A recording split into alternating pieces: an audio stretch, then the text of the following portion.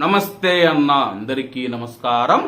కువైట్లోని బంగారు మార్కెట్ను మూసివేశారని చెప్పి కువైట్లోని త్వరలో బంగారు దుకాణాలు షాపులు ఏవైతే ఉన్నాయో అవి కూడా మూసివేయబడతాయని చెప్పి కువైట్లో ఇంకా బంగారు ఎవరు కొనలేరని చెప్పేసి సోషల్ మీడియాలో వార్తలు వస్తూ ఉన్నాయి. అలాగే దీనికి సంబంధించి చాలా మంది కువైటీలు మరియు ప్రవాసుల్లో అయితే సందేహం నెలకొంది. నిజంగా ఈ యొక్క వార్త నిజమా కాదా అని చెప్పేసి చాలా మంది అడుగుతూ ఉన్నారు. అలాగే ప్రస్తుతం కువైట్లోని సోషల్ మీడియాలో కువైట్లో ఉన్న బంగారు మార్కెట్ను మూసివేస్తూ ఉన్నారు. కువైట్లో ఇంకా బంగారు ఎవరు కొనలేరని చెప్పేసి ఇతర దేశాలకు వెళ్లి బంగారు కొనుగోలు చేయవలసిన పరిస్థితులు వస్తూ ఉన్నాయని చెప్పి వార్తలనైతే షేర్ చేస్తూ ఉన్నారు.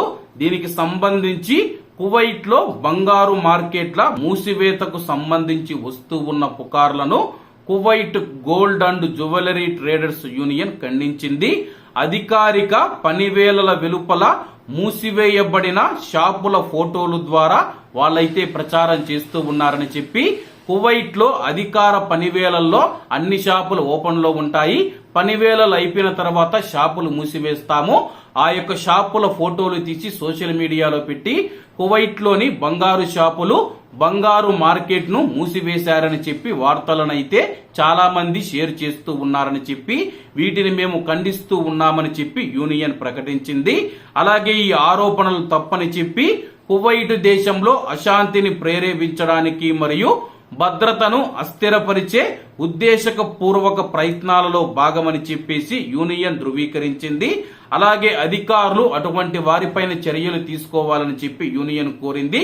అటువంటి పుకార్లను వ్యాప్తి చేసే మరియు ప్రచారం చేసే వ్యక్తులపైన చట్టపరమైన చర్యలు మరియు పబ్లిక్ ఆర్డర్ మరియు స్థిరత్వాన్ని కాపాడవలసిన అవసరాన్ని యూనియన్ నొక్కి చెప్పింది.